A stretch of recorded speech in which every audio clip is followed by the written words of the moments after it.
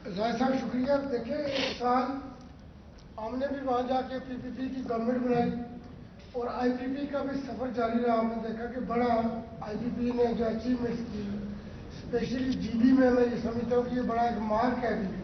और फिर जो खान साहब ने बोल्ड स्टेप लिया आज़ाद कश्मीर में, आज़ाद कश्मीर में अगर जब 15-20 दिन बाद इलेक्शन है, अगर ये जो पुंछ के मुजाहिरीन उठ जाते हैं, क्योंकि पुंछ के जो 4 अजला है वो इस वक्त बिल्कुल लाख है, लोग ताज़ियत के लिए नहीं जा सकते, लोग शादी में नहीं जा सकते।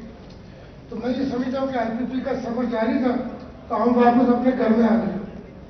सर ये एक सवाल ले लीजिएगा यहाँ पे आज़ाद कश्मीर में। जी मैं एनएचए का भी जवाब देता हूँ, आप सवाल कर लें भाई। आज़ाद कश्मीर के अंदर इस वक्त जो सूरत हाल है, 23 दिन से ज़ायद हो चुके हैं, लॉकडाउन है।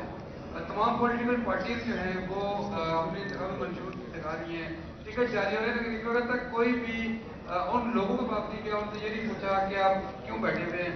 इतने दिन से नेट डाउन है, वहाँ पे इंटरनेट नहीं है। मकबूजा कश्मीर में जो सूरत हाल थी 5 अगस्त के बाद की, वो आपने आज़ाद कश्मीर के अंदर बना दी है, कोई भी वहाँ पे नहीं जा रहा। तो इस हवाले से क्या इस्तेकाम पाकिस्तान पार्टी कोई इस्तेकाम लाने की कोशिश करेगी? जी आपका बहुत शुक्रिया। मैं पहले भाई के बात का जवाब दे दूं। एनएचए जो है वो उसने अपना रेवेन्यू बढ़ाया है, तो मेरे भाई हमारे पास एनएचए में रेवेन्यू बढ़ाने के लिए जो सबसे मौसर वो है वो टोल टैक्स ही है। और टोल जो है वो 2018 से लेके 2024 तक 1 रुपया भी नहीं बढ़ा था। तो जब आपके पास, अगर आप 2018 का देखें तो भी हमारे पास 66 बिलियन ही था और 2024 में भी 66 बिलियन था। तो इसका मतलब है कि 18 से लेके 24 तक जो टोल नहीं बढ़ा उसका खमियाजा सारा अवाम ने जो है वो बर्दाश्त किया। जो नई सड़कें नहीं बन सकती, हर शख्स चाहता है कि उसको एक अच्छी सड़क मिले, उसके घर तक, उसके गांव तक, उसके मोहल्ले तक। तो उसके लिए हमें जो रेवेन्यू है उसको बढ़ाना पड़ेगा और हम ये बढ़ा रहे हैं। आपने जो जीटी रोड की बात की जी, जीटी रोड को बिल्कुल मुंसलिक होना चाहिए एम टैग से और इंशाल्लाह ताला ये हमारी प्रायोरिटी में है। और आपने जो बात निशानदेही की है वो बिल्कुल ठीक है, जायज़। जी आपके मैं बात जवाब देता हूँ, दोनों को इकट्ठा दे देता हूँ।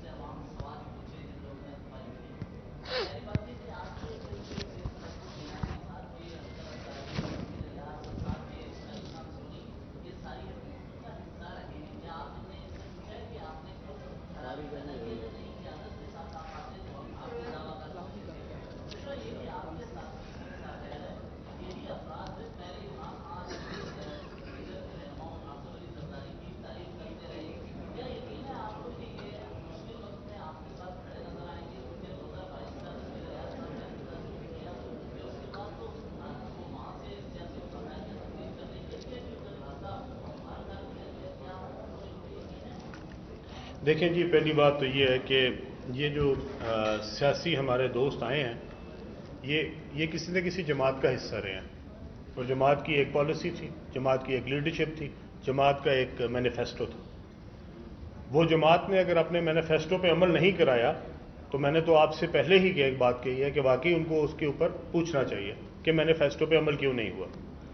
लेकिन अगर कल को इस हुकूमत में जिसका मैं भी हिस्सा हूं, अगर इसके बारे में कोई सवाल करेगा तो मैं तो अपने महकमे का जरूर जवाब दे सकूंगा, लेकिन मैं किसी साथ वाले वजीर का तो जवाब नहीं दे सकूंगा। क्या तो मैं अपने हिस्से तक तो मैं जरूर मेरे भाई आपको जवाब दे हूं। अगर आपको मेरे महकमे के बारे में सवाल होगा, इसी तरह अगर इनकी ज़ात के बारे में जिस महकमे के ये इंचार्ज थे उसका अगर सवाल होगा तो ये जरूर उसके जवाब दे हैं। अगर वो हुकूमत जो किसी एक पॉलिटिकल पार्टी की थी, उस पॉलिटिकल पार्टी की लीडरशिप से ये सवाल जो आपने फरमाया ये बिल्कुल होना चाहिए और मैं आपके साथ हूं इस बारे में। दूसरी बात यह है कि पॉलिटिकल पार्टी तो मैंने भी एक ज्वाइन की थी, आपको याद ही है। उसमें 10 साल आप हमें देखते रहे, आप वो हमारे साथ ही थे, धरनों में भी आप हमारे साथ थे, ये बाकी जो दोस्त बैठे ये भी हमारे साथ थे। फिर उस पार्टी ने मेरे साथ क्या किया वो उस वक्त भी आप साथ थे। तो किससे गिला करें? ठीक है, कौन हमें बताएगा कि वफा क्या होती है? ठीक है, तो हम तो किसी बुरे मुश्किल वक्त में किसी को नहीं छोड़ा, हुकूमत में छोड़ा। वजीर आजम के तौर पे उनको छोड़ा, ठीक है, लेकिन जो उन्होंने हमारे साथ किया अपने अच्छे दौर में वो भी सब ने देखा। लेकिन कोई बात नहीं, टाइम गुजर गया, ठीक है। हमने तो आज देखे, साफ बात है, मैं आज भी समझता हूं कि शायद उस दिन अगर इमरान खान साहब ने, उस वक्त के वजीर आजम साहब ने हमारे साथ वो सब कुछ ना किया होता तो आज मैं और मेरे बहुत सारे साथी और जहांगीर खान तरीन और बहुत सारे साथी आज उन्हीं के साथ उसी साथ वाली बैरक्स में होते, ठीक है। तो जो उन्होंने किया भाई, वो शायद अल्लाह ने हमें बचाना था, ठीक है, तो जो उनके जरिए हमारे साथ रह दिया, वरना हम उनको ना छोड़ते। अगर वो हमें ना छोड़ते, हमें तो उन्होंने छोड़ा नहीं भाई, हमें तो उन्होंने पकड़ के अंदर दे दिया, ठीक है। हमारे बच्चों पे, मेरी बेटी पे पर्चे कराए, जहांगीर खान तरीन की बेटी पे पर्चे कराए, ठीक है ना। तो वफा तो बंदे के अंदर होती है, ठीक है, उसको किसी को समझाया नहीं जा सकता, ना किसी को बताया जा सकता। अल्लाह ताला हम सबको इस काबिल रखे कि हम अपनी वफाओं को निभाएं, ठीक है। दूसरी बात आपने की थी, मैं इसके लिए भी कह रहा हूं कि देखें, जो मैंने अपनी स्पीच की उसमें भी बताया कि ये जो हमारी महरूमियां हैं इसको हमें दूर करना पड़ेगा और हमें महरूमियों के लिए अपने दोस्तों को मनाना पड़ेगा, उनके साथ बातचीत करनी पड़ेगी। जो भी बात होगी वो हमारी इंशाअल्लाह ताला उनके साथ मिलके होगी और इंशाअल्लाह ताला हम सब मिलके कश्मीर के मसाइल को हल करेंगे, वहां की महरूमियों को दूर करेंगे। ये लेडीज नहीं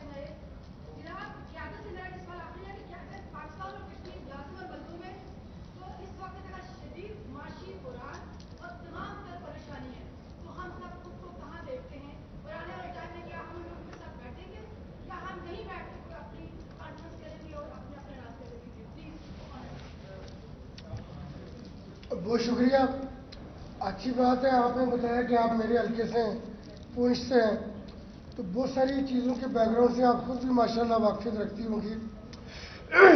देखिए, जो इस वक्त मुज़ाहिरीन हैं, ये चूँकि मुख्तलिफ़ ख़याल लोग हैं, किसी एक ग्रुप के लोग नहीं हैं, इसके अंदर मुख्तलिफ पहलू पाए जाते हैं। हुकूमत के दरमियान और इन लोगों के दरमियान मुख्तलिफ जो फरीक हैं, समाजी लोग हैं, उलमा इकराम हैं, वकला हैं, मुख्तलिफ तंजीमों ने कोशिश जारी रखी हुई है, जो इनके पैगाम भी और हुकूमत के साथ भी लेके जाते हैं। हुकूमत आज़ाद कश्मीर का मौक़िफ़ ये है कि ये पहले धरना ख़त्म करें। हमने इनकी बहुत सारी बातें मानी हैं। जो राना सनाउल्लाह साहब की सरबराही में वफाक ने कमेटी बनाई थी, उसके कुछ 37 या 38 पॉइंट थे, उसमें से 36-37 पूरे हो चुके हैं। सिर्फ महाजरीन की सीटों का इशू था, वो चूँकि वफाक से मुतल्लिक़ चीज़ें थी, लेकिन उस पर भी हमारा ये ख्याल है कि PMLN की गवर्नमेंट थी तो इस चीज़ को भी हल किया जा सकता था, तरीका इंतखाब चेंज हो सकता था, स्पेशल सीटें हो सकती थी, बहुत सारी चीज़ें। लेकिन मेरा ख्याल है कि मुज़ाकरात चल रहे हैं। लेकिन इस वक्त की जो कैफियत है, जो आपका सवाल था कि इलेक्शन पॉसिबल है, तो इलेक्शन मुश्किल नज़र आ रहे हैं हमें, चूँकि इस वक्त बिल्कुल कंपेन नहीं हो सकती। लोग अगर समाजी तकरीब में, जनाजे में, शादी में भी जाना चाहते हैं तो लोगों को रोक लिया जाता है, उनको वापस किया जाता है, तो इस वक्त मुश्किल सूरत है।